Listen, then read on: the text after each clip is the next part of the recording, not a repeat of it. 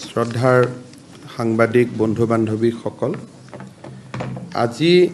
অসম চৰকাৰৰ কেবিনেট বৈঠকত ৰাজ্যৰ শেহতীয়া বান পৰিস্থিতি সম্পৰ্কে বিতংভাৱে আলোচনা হয়। আমাৰ ৰাজ্যখনৰ বিভিন্ন স্থানত বানপানীয়ে ৰাইজক যথেষ্ট ক্ষতি সাধন কৰিছে আৰু বৰ্তমানলৈকে আমাৰ 28খন জিলাক বানপানীয়ে আক্ৰান্ত কৰিছে। আপোনালোক সকলোৱে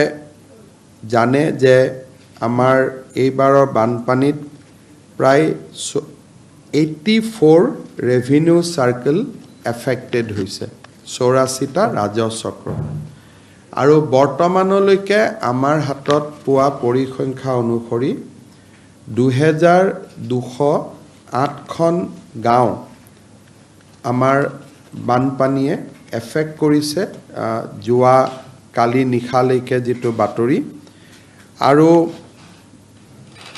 11,34,446 গৰাকী জনসংখ্যাক এই ফ্লাডে বা এই বানপানীয়ে চুই গৈছে। যদি আমি ক্ষয় ক্ষতিৰ পৰিমাণলৈকে চাব যাওঁ, তেতিয়াহ'লে ফাৰ্ষ্ট ৱেভ, ছেকেণ্ড ৱেভ এই ধৰণে আমি ক্ষয় ক্ষতিৰ এটা বিশদ হিচাপ উলিয়াব লাগিব। আৰু সেইবাবে আমি ইতিমধ্যে জিলা উপায়ুক্তসকলক বানপানীত ক্ষতিগ্ৰস্ত হোৱা লোকৰ ক্ষয় ক্ষতিৰ বিতং তথ্য সংগ্ৰহ কৰাৰ বাবে, যুদ্ধকালীন গতিত সংগ্ৰহ কৰাৰ বাবে নিৰ্দেশ দিছোঁ। আমাৰ ৰাজ্যত সাধাৰণতে ধাৰণা কৰা হয় যে জলসম্পদ বিভাগে মথাউৰি বনায়, কিন্তু দৰাচলতে জলসম্পদ বিভাগৰ লগতে কৃষি বিভাগ, পঞ্চায়ত আৰু ৰুৰেল ডেভেলপমেণ্ট ডিপাৰ্টমেণ্ট, আন বিভিন্ন ডিপাৰ্টমেণ্টেও মথাউৰি বনায়। ক্ষয় ক্ষতিৰ পৰা যদি চাব যাওঁ, জলসম্পদ আৰু আন গোটেইকেইটা বিভাগৰ আমি যদি এটা কিউমিলেটিভ ডেটা চাওঁ, তেতিয়াহ'লে এইবাৰ 40টা মথাউৰি এই ঘটনাত বা এই বানপানীৰ সময়ত ক্ষতিগ্ৰস্ত হৈছে। ইয়াৰ ভিতৰত বঙাইগাঁও জিলাত 2টা, কাছাৰ জিলাত 3টা, দৰং জিলাত 3টা, ডিব্ৰুগড়ত 1টা, গোৱালপাৰাত 1টা, গোলাঘাটত 1টা, হাইলাকান্দিত 3টা, কামৰূপত 1টা, কাৰ্বি আংলঙত 2টা, কৰিমগঞ্জত 6টা, লখিমপুৰত 3টা, মাজুলীত 1টা, নগাঁৱত 2টা, নলবাৰীত 6টা, শোণিতপুৰত 2টা,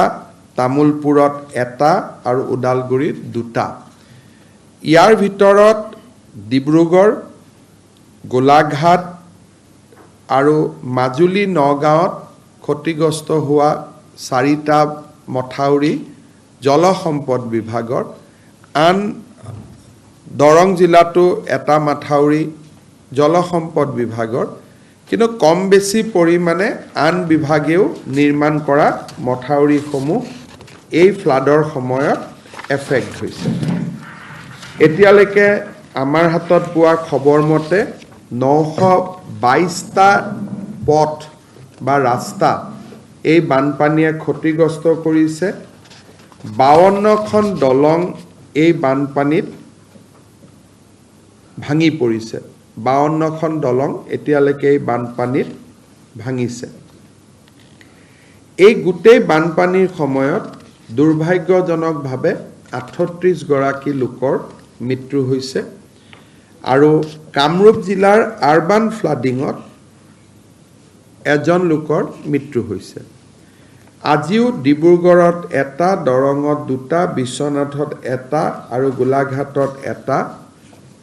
মৃত্যুৰ বাতৰি আমালৈকে আহিছে। বানপানীৰ সময়ত NDRFৰ কেইবাটাও বেটেলিয়নে ইয়াতে কাম কৰি আছে, SDRFেও কাম কৰি আছে আৰু য'ত য'ত প্ৰয়োজন বিশেষকৈ কেইদিনমান আগতে জোনাই আৰু ডিব্ৰুগড়ত আমি মেৰুন হৈ থকা SDRFৰ জোৱান আৰু জনসাধাৰণক উদ্ধাৰ কৰিবৰ কাৰণে আমি বায়ু সেনাৰো সহায় লৈছোঁ আৰু এই মুহূৰ্তলৈকে আমি যথেষ্ট লোকক আমি সহায় কৰাৰ বাবে চেষ্টা কৰিছোঁ প্ৰয়োজনীয় পুঁজি জিলা উপায়ুক্তসমূহলৈকে মুকলি কৰি দিয়া হৈছে এই সময়লৈকে আমি প্ৰায় 19,000 মেট্ৰিক টন চাউল ৰিলিফ বা ৰিহেবিলিটেশ্যনৰ কাৰণে আমি ৰাইজৰ মাজলৈ উলিয়াই দিবলৈ সক্ষম হৈছোঁ আমাৰ লক্ষ্য হৈছে যে দুৰ্যোগৰ সময়ত যিখিনি ৰাইজ আক্ৰান্ত হৈছে যোৱা কালিৰ পৰা বানপানী অকণমান হ্ৰাস পাইছে আমি আশা কৰিব পাৰোঁ যে নতুনকৈ যদি বৰষুণ নহয়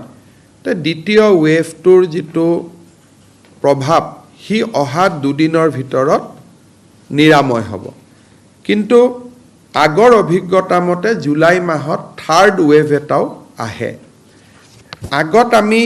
first wave second wave third wave তিনিওটা ৱেভ সম্পূৰ্ণ হোৱাৰ পিছত আমি ডেমেজ এছেছমেণ্ট কৰিছিলোঁ কিন্তু আজি আমি কেবিনেটত নিৰ্ণয় ল'লোঁ যে ফাৰ্ষ্ট ছেকেণ্ড থাৰ্ড যিমানটাই ৱেভ নহওক কিয় 15 আগষ্টৰ আগতে আমি ৰাইজক যি ধৰণে পাৰোঁ ক্ষতিগ্ৰস্ত ঘৰৰ বাবে পশুধনৰ বাবে য'ত যেনেকৈ আমি যি ধৰণে ৰাইজক পাৰোঁ আমি সহায় কৰিম আৰু সেই উদ্দেশ্যে বিষয়াসকলক সচেতন কৰিবৰ বাবে সেন্সিটাইজ কৰিবৰ কাৰণে আমাৰ কেইবাজনো মন্ত্ৰী অহা কালিৰ পৰা বিভিন্ন জিলাত 3 দিনৰ কাৰণে বাহৰ কৰিব ডিব্ৰুগড় আৰু তিনিচুকীয়া জিলাত মন্ত্ৰী ৰঞ্জিত দাস অহা 3 দিনৰ কাৰণে তেওঁ বাহৰ পাতিব চৰাইদেউ জিলাত মন্ত্ৰী যোগেন মোহনে 3 দিন বাহৰ পাতিব সাৰ্কুল অফিচাৰ ডিসি সকলোৰ লগত ঘূৰি যাতে ডেমেজ ৰিপৰ্টিংটো খুব সোনকালে আহে পোৰ্টেলত আপলোড হয় আমি যাতে তেওঁলোকক প্ৰয়োজনীয় সুবিধাখিনি দিব পাৰোঁ তাৰ বাবে চেষ্টা কৰিব শিৱসাগৰ আৰু যোৰহাট জিলাত মন্ত্ৰী বিমল বৰা অহা 3 দিনৰ বাবে বাহৰ পাতিব ধেমাজি আৰু লখিমপুৰ জিলাত ডক্টৰ ৰণোজ পেগুৱে বাহৰ পাতিব বিশ্বনাথ শোণিতপুৰ আৰু দৰং জিলাত অহা 3 দিনৰ বাবে মন্ত্ৰী পীযুষ হাজৰিকা বাহৰ পাতিব গোলাঘাট জিলাত অজন্তা নেওগ তেওঁ 3 দিনৰ বাবে বাহৰ পাতিব নগাঁও আৰু মৰিগাঁও জিলাত মন্ত্ৰী অতুল বৰাই বাহৰ পাতিব মাজুলীত অহা 3 দিনৰ বাবে মন্ত্ৰী জয়ন্ত মল্ল বৰুৱাই বাহৰ পাতিব আৰু ওদালগুৰিত নন্দিতা গাৰ্লুছা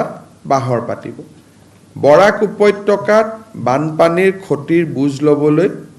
আমাৰ মন্ত্ৰী সভাৰ দল এটা অহা সপ্তাহত বৰাক উপত্যকালৈ যাব আৰু ময়ো এই মাহত 3-4 দিনৰ এটা দীঘলীয়া কাৰ্যসূচী লৈ বৰাক উপত্যকালৈকে যাম যাতে তাৰো জনসাধাৰণক আমি 15 আগষ্টৰ আগতে সহায় কৰিব পাৰোঁ মন্ত্ৰীসকলৰ উপৰিও মই নিজেও বান ক্ষতিগ্ৰস্ত জিলাখিনিত যাবৰ বাবে চেষ্টা কৰিম অহাকালি মাজুলী আৰু পৰহি ডিব্ৰুগড় জিলা মই নিজেও ভ্ৰমণ কৰিম মই আশা কৰোঁ যে সেপ্টেম্বৰ অক্টোবৰ মাহত ক্ষতিগ্ৰস্ত হোৱা শিক্ষানুষ্ঠান ক্ষতিগ্ৰস্ত হোৱা অংগনবাদী কেন্দ্ৰ ক্ষতিগ্ৰস্ত হোৱা ৰাস্তা ক্ষতিগ্ৰস্ত হোৱা মথাউৰিখিনিৰ পুনৰ নিৰ্মাণৰ বাবেও আমি পুঁজি আদিৰ অনুমোদন জনাব পাৰিম যাতে মাৰ্চৰ আগতে ডেমেজ হোৱা গোটেই ইনফ্ৰাষ্ট্ৰাকচাৰ আমি আগৰ ৰূপলৈ লৈ আহিব পাৰোঁ আজিৰ কেবিনেটত বানপানীৰ ওপৰত এইখিনি আলোচনা হৈছিল আপোনালোকক সম্বোধন কৰাৰ পিছতেই মই ডিসি সকলৰ লগতো এতিয়া ভিডিঅ' কনফাৰেন্সৰ সৈতে জড়িত হ'ম তেওঁলোককো কেবিনেটত গ্ৰহণ কৰা সিদ্ধান্তখিনিৰ বিষয়ে অৱগত কৰিম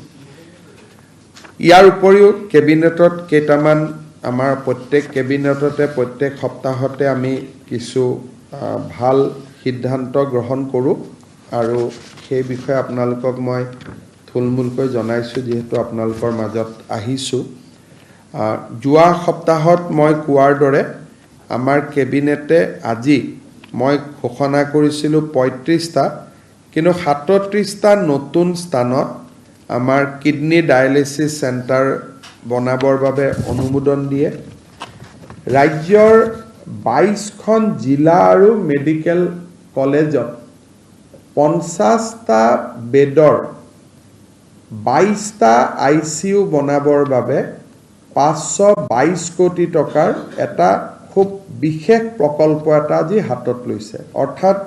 প্ৰত্যেকখন জিলাতে আইসিইউ নাটনি আছে গতিকে 22খন জিলাত আমি একোটাকৈ আইসিইউ বনাম প্ৰতিটো আইসিইউৰ বাবে আমি 23 কোটিকৈ টকা খৰচ কৰিম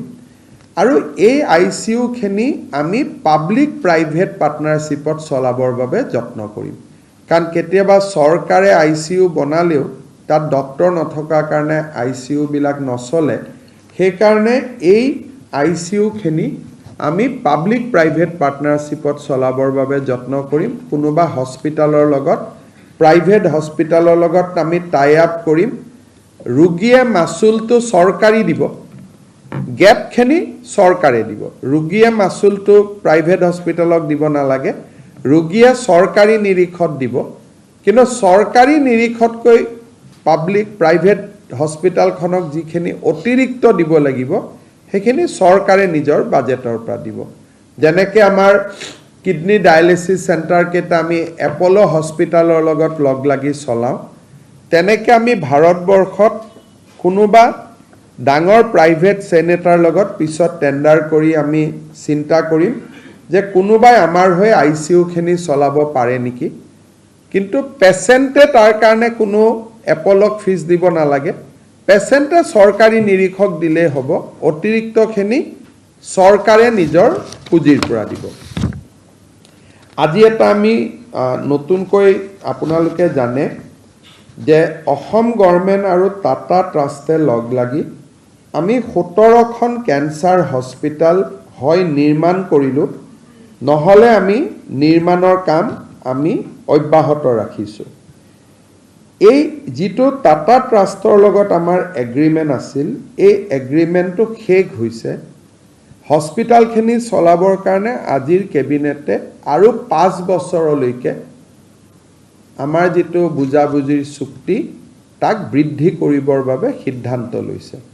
আৰু এই গোটেই প্ৰজেক্টটোত অসম চৰকাৰে 2803 কোটি টকা খৰচ কৰিব আৰু টাটা ট্ৰাষ্টে আমাক এই গোটেই প্ৰজেক্টৰ কাৰণে তেওঁলোকে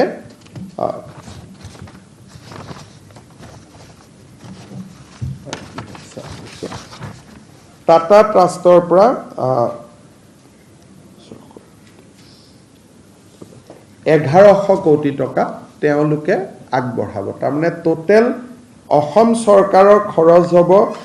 আমাৰ 2803 কোটি টকা টাটা ট্ৰাষ্টৰ খৰচ হ'ব 1100 কোটি টকা ইয়াৰ আমি এমঅইউ কৰিম সিদিনাখন আমি আপোনালোকক মাতিম আৰু তেতিয়া আমি ভাল কৰি কথাখিনি আমি আৰু আলোচনা কৰিব পাৰিম আজি এটা অসম চৰকাৰে অনুসূচিত জাতি আৰু জনজাতিৰ নিবনুৱা যুৱকসকলৰ বাবে এটা সিদ্ধান্ত লৈছে যে এতিয়াৰ পৰা ইভেন এপিএসসিৰ পৰীক্ষা হলেও এসটি আৰু এসসি লৰা ছোৱালী বিলাকে কতো মাসুল দিব নালাগে বিধানসভাত এখন আইন আহিব যে এসটি আৰু এসসি ক্যাটেগৰী লৰা ছোৱালী বিলাকে কোনো ৰিক্ৰুটমেন্ট এক্সামত তেওঁলোকে মাসুল ভৰিব নালাগে আমাৰ কিছুকে থাৰ্ড গ্ৰেড ফৰ্থ গ্ৰেডত আমি কাৰো প্ৰায় মাসুল নলওঁ কিন্তু এপিএসসি আদি পৰীক্ষাত মাসুল লোৱাৰ এটা নিয়ম আছিল এতিয়া তৃতীয় আৰু চতুৰ্থ শ্ৰেণীৰ যেটো নিয়ম হেতু থাকিবই কিন্তু গেজেটেড লেভেলতো ST আৰু SC ল'ৰা ছোৱালীখিনিয়ে এতিয়াৰ পৰা আৰু কোনো নিযুক্তি পৰীক্ষাত মাচুল দিব নালাগে মুখ্যতঃ আমি বানপানীৰ কথা আজি কেবিনেটত আলোচনা কৰিছিলোঁ সৰু এটা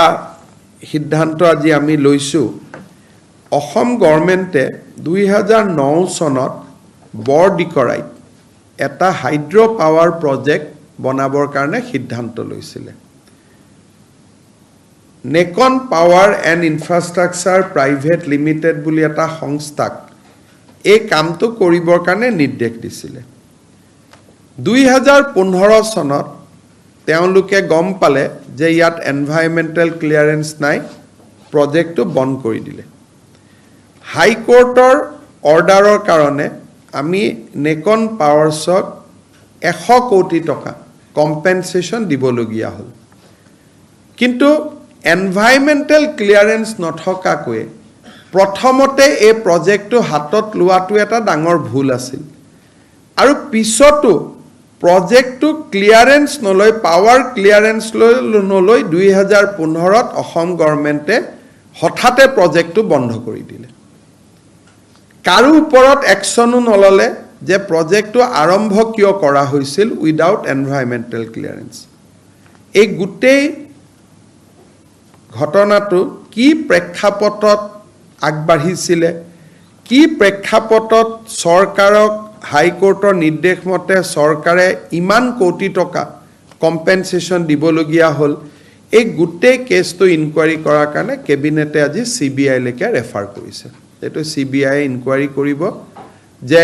কি কাৰণে উইদাউট এনভাইৰনমেণ্টেল ক্লিয়াৰেন্স বৰডিকৰা এখন ৰিজাৰ্ভ ফৰেষ্টত কামো কৰিলে কামটো আগবাঢ়ি গ'ল আগবাঢ়ি যোৱাৰ পিছত কেতিয়াবা ফৰেষ্ট ক্লিয়াৰেন্স নললেও অন্তত আমি ক্লিয়াৰেন্সটো লৈ কামখিনি চলাই যাব পাৰিলোহেঁতেন এব্ৰাপ্টলি গভৰ্ণমেণ্টে 2015 চনত এইটো ভায়েবল নহয় বুলি বন্ধ কৰি দিলে 2009ত আৰম্ভ কৰিলে 15ত বন্ধ কৰি দিলে মাজত চৰকাৰৰ হাতৰ পৰা 100 কোটি টকা আমি নেকন পাৱাৰ্ছক দিবলগীয়া হ'ল ৰুৰকি IITও ক'লে যে দিবই লাগিব গুৱাহাটী হাইকোৰ্টেও ক'লে দিবই লাগিব এই গোটেই ঘটনাটো তদন্ত কৰিবৰ বাবে আজি কেবিনেটে CBI লৈকে ৰেফাৰ কৰিবৰ বাবে সিদ্ধান্ত লৈছে মোটামুটি এখিনি আছিলে বানপানীৰ ওপৰত যদি আপোনালোকে কিবা সুধিব খোজে সুধিব পাৰে মই বুজাই দিছো সহজ ভাষাত পিছত গভৰ্ণমেণ্টে এটা প্ৰেছ ৰিলিজ দিব যাতে বুজি পায় নেকন পাৱাৰ্ছ বুলি এটা সংস্থা আছিলে 2009 চনত সেই সংস্থাটোক গভৰ্ণমেণ্টে 5 মেগাৱাট বিদ্যুৎ উৎপাদন কৰিবৰ বাবে বৰডিকৰাইত এটা পাৱাৰ প্ৰজেক্ট কৰিব দিলে তেওঁলোকে কন্ট্ৰেক্ট পালে তেওঁলোকে কাম কৰি গৈ থাকিলে 12 চনত ফৰেষ্টে তেওঁলোকক 3 বছৰ পিছত ক'লে যে আপোনালোকে কাম বন্ধ কৰক আপোনালোকৰ পাৰমিশন নাই ফৰেষ্ট ক্লিয়াৰেন্স নাই তেতিয়া গভৰ্ণমেণ্টে কি কৰিব লাগিছিল যে বেকডেটত হলেও ফৰেষ্ট ক্লিয়াৰেন্সটো ভাৰত চৰকাৰৰ লগত কথা পাতি আনিব লাগিছিল তেওঁলোকে ফৰেষ্ট ক্লিয়াৰেন্সটো নানি 15 চনত সিদ্ধান্ত ললে যে আমি আৰু ফৰেষ্ট ক্লিয়াৰেন্স লব নাযাওঁ কোম্পানীটোৱে যি কৰিলে কামটো বন্ধ কৰি দিয়া আৰু তেওঁলোকক কম্পেনসেশ্যন দি দিয়া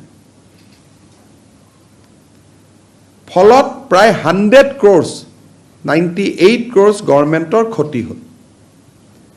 বিষয়টো এনেকে ফাইলটো চলি আছিল প্ৰথমবাৰ আজি কেবিনেটৰ নজৰত আহিলে ইমান দিনৰ পিছত আমি মেটাৰটো CBI লৈকে পঠিয়াইছো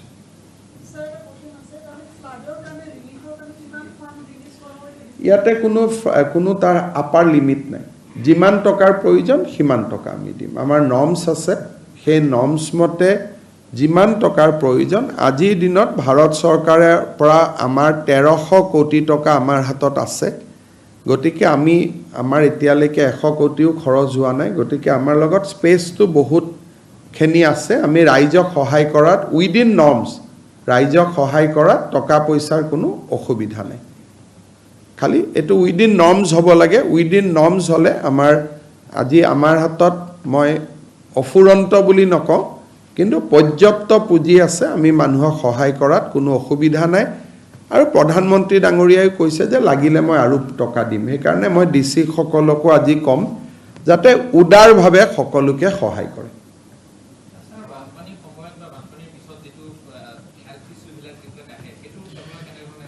এতিয়া যিমান জায়গাত ফ্লাড হৈছে ৰিলিফ আৰু ৰেভিনিউ ডিপাৰ্টমেণ্টে যি ধৰণে কাম কৰি আছে লগত হেলথ ডিপাৰ্টমেণ্টেও কাম কৰি আছে আৰু ভেটেনাৰী ডিপাৰ্টমেণ্টকো আমি এবাৰ এক্টিভ কৰি ৰাখিছোঁ বানপানীৰ পিছত কলেৰা আদিৰ সমস্যা আহে মই আশা কৰোঁ যে সেই সমস্যাবিলাক এইবাৰ আমি সফলতাৰে যুঁজিব পাৰিম অসুবিধা নহ'ব বুলি মই ভাবিছোঁ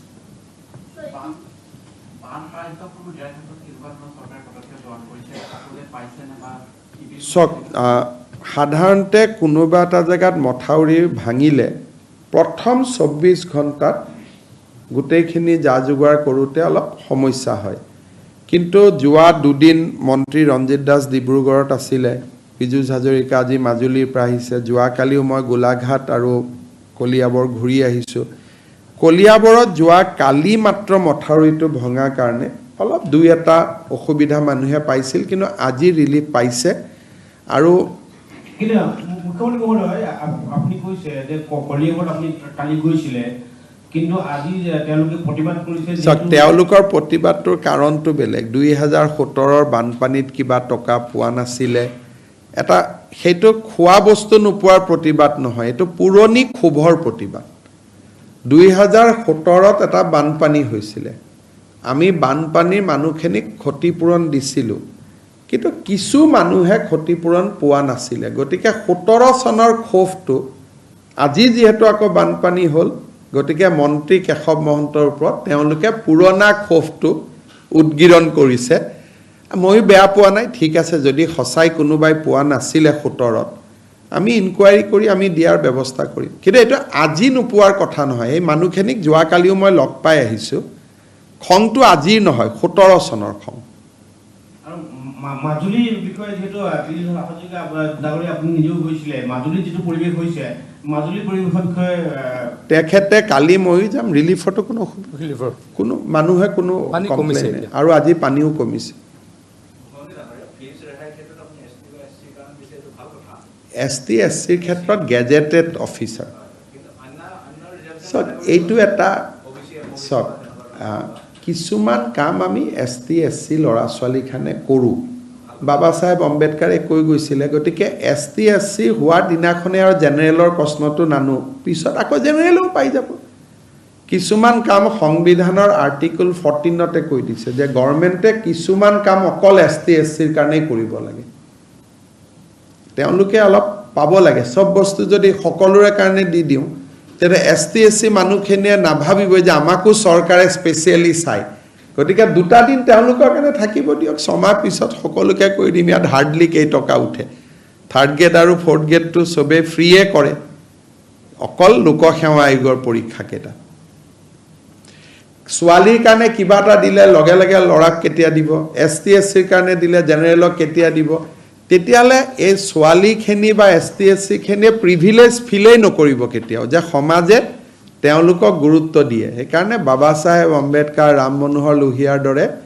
মহিষীসকলে কৈ গৈছিল যে চৰকাৰে কিছুমান কাম অকল এছটি এছচি আৰু মহিলাসকলৰ কাৰণে কৰিব লাগে যাতে যুগৰ যিটো অন্যায় তাৰ অকণমান হ'লেও তেওঁলোকে ভাবে যে ক'বাত অলপ অন্তত আমাক চৰকাৰে মৰমৰ দৃষ্টিৰে চাইছে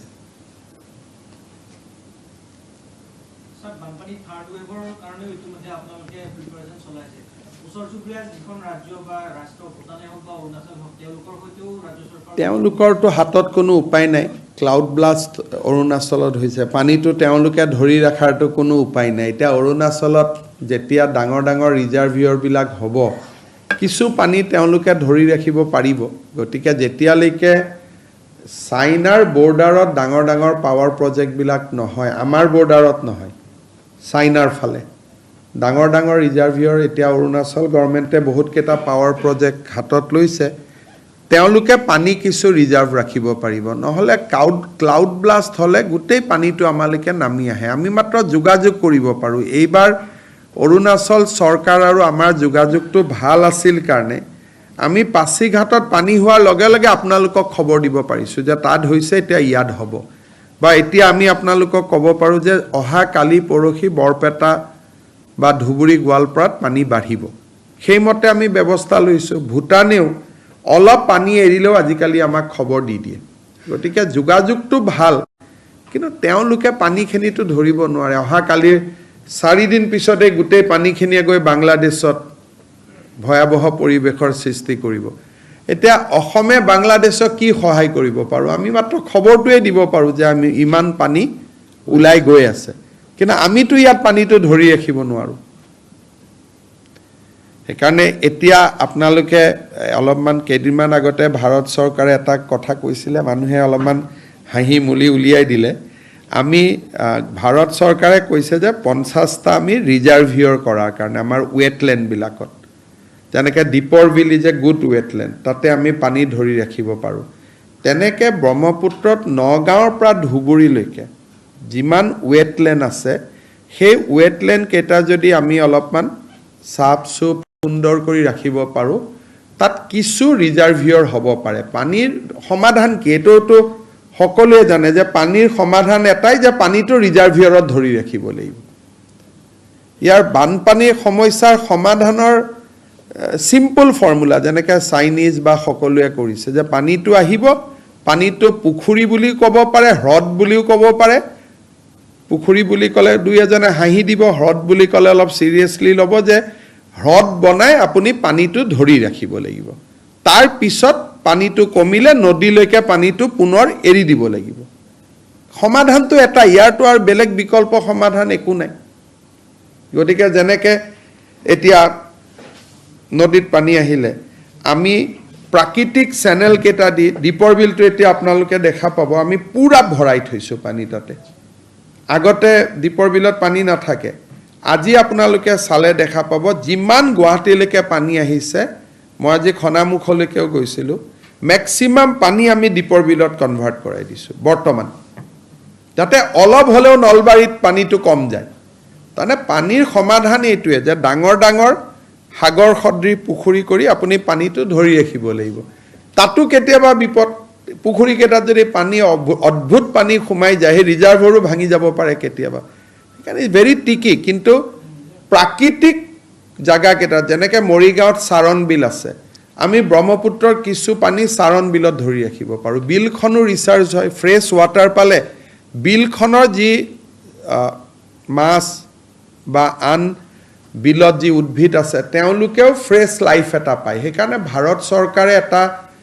শ্বিলঙত থকা নৰ্থ ইষ্ট স্পেচ এজেঞ্চিৰ লগত কথা পাতি আছে। 50টা তেওঁলোকে ৱেটলেণ্ড আইডেণ্টিফাই কৰিছে, য'লৈকে পানীটো বোৱাই লৈ যাব পাৰিব ছুইচ গেটেদি। আৰু তাত যেতিয়া পানীটো বেছি হৈ যাব, ছুইচ গেটটো বন্ধ কৰি দিব। এইবাৰ মৰিগাঁৱত আমি এনেকুৱা 2টা প্ৰকল্প ল'ব খুজিছোঁ। সেই বিষয়ে যোৱা কিছুদিন আগতে অমিত শ্বাহৰ অধ্যক্ষতাত হোৱা সেইটোকে তাত দিয়া হৈছিল। তেতিয়া আমাৰ মানে হাঁহি দিলাৰে পুখুৰী দি পানী ধৰি ৰাখিব, মানে বুজাব পৰা নাই কাৰণে কথাটো এনেকুৱা। আজি আপোনালোকে চাওক দীপৰ বিলখন একদম ভৰ্তি হৈ আছে, কাৰণ আমি পানীটো দীপৰ বিলত আনি আছোঁ, আৰু যেতিয়াই ব্ৰহ্মপুত্ৰত পানীটো কমি যাব দীপৰ বিলৰ পৰা এৰি দিম। তেনেকুৱা উজনিত নহয়, কাৰণ উজনিত ইমান ফ'ৰ্চত আহে, তাত ব্ৰহ্মপুত্ৰখন চুব গ'লে ভয়ানক গণ্ডগোল হৈ যাব। কিন্তু নগাঁৱৰ পৰা ডাউন ষ্ট্ৰীমত আমি পানী অলপ ৱেটলেণ্ডবিলাকত লৈ যাব পাৰোঁ। সেই সমাধান এটা জলসম্পদ বিভাগে অলপ চেষ্টা কৰি আছে। কিন্তু ইয়াত ইছৰ' আৰু নৰ্থ ইষ্ট স্পেচ এজেঞ্চিয়ে 2টা কামত লাগি আছে। তেওঁলোকে আমাক কিছু এৰিয়া আইডেণ্টিফাই কৰি আছে।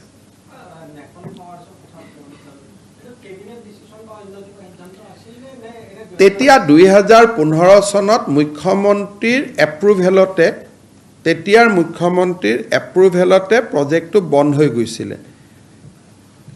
কিন্তু নোটটো বনাইছিল অফিচাৰসকলে। গতিকে যিসকল অফিচাৰে তেতিয়া কাম কৰিছিল তেওঁলোক আজিও আছে। গতিকে তেওঁলোকে অন্তত উত্তৰটো দিয়ক, কাৰণ আজিও আমি 37 কোটি টকা দিবলগীয়া হৈছে। টকাখিনি দিওঁতেতো কষ্ট হয়। গতিকে এবাৰ অন্তত তদন্ত এটা হওক যে ফৰেষ্ট ক্লিয়াৰেন্স নোহোৱাকৈ প্ৰজেক্টটো কিয় আৰম্ভ কৰিছিলে। এইবোৰ নহ'ল আৰু মেচিন পৰি আছে, ফৰেষ্ট ক্লিয়াৰেন্সে নাই, প্ৰজেক্টটো বন্ধ হৈ গ'ল।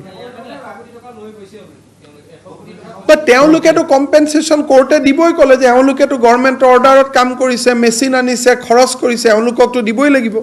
গুৱাহাটী হাইকোৰ্টে অৰ্ডাৰ দিলে যে পইচাটো আপোনালোকে দিবই লাগিব, কিন্তু প্ৰেক্ষাপটটো কোম্পানীটো গভৰ্ণমেণ্টে অৰ্ডাৰ দিছে, কাম কৰিছে, কিন্তু পাৱাৰ যে এনভাইৰনমেণ্টেল ক্লিয়াৰেঞ্চে নাই, ফৰেষ্টৰ পাৰ্মিশ্যনে নাই, সেইটো গভৰ্ণমেণ্টে পিছত সেই কথাটো ফাইলত আনিলে।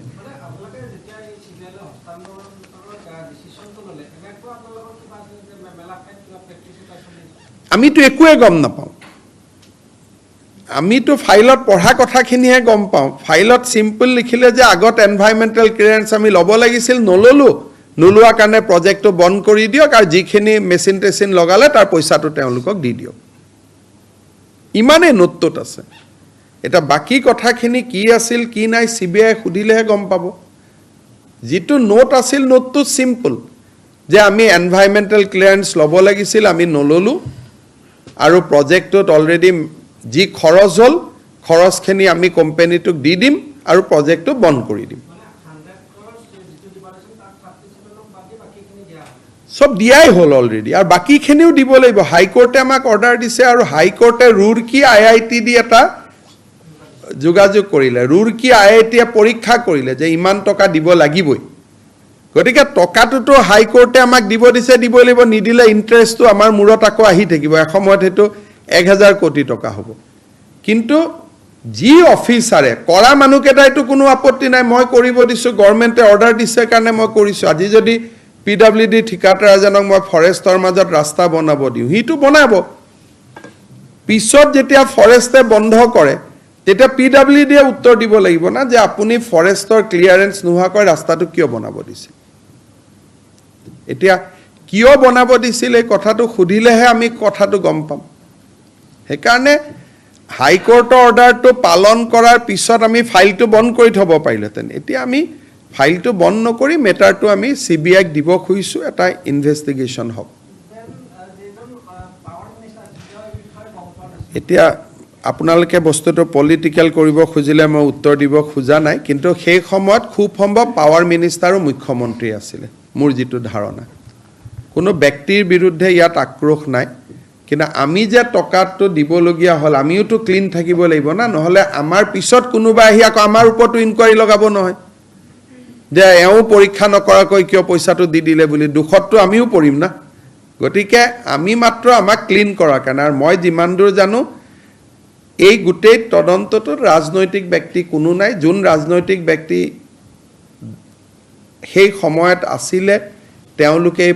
এই ফাইলটো চোৱা নাই। গতিকে ইয়াত কোনো পলিটিকেল আণ্ডাৰটিউন ইয়াত একো নাই, এইটো কেছত কোনো ৰাজনৈতিক ব্যক্তি কোনো জড়িত নাই। গতিকে ইয়াত আৰু অমুকক টাৰ্গেট কৰিছে, তমুক কৰিছে, এইবিলাক ইয়াত একো নাই, তেনেকুৱা ষ্টৰি ইয়াত একো নাই। ব্যুৰ'ক্ৰেটছ কেইজনমানক উত্তৰ দিব লাগিব কাৰণ তেওঁলোকে জীয়াই আছে। বাকী মই ফাইলটো চাইছোঁ, তাত কোনো পলিটিচিয়ান, যি পলিটিচিয়ানৰ চহী আছে তেওঁ এই পৃথিৱীত নাই, আৰু বাকী জীৱিত কোনো পলিটিচিয়ানৰ চহী নাই। গতিকে সেইকাৰণে সেই বিষয়টোত আপোনালোকে মানে তাত ৰাজনীতি চোৱাৰ কোনো অৱকাশ নাই।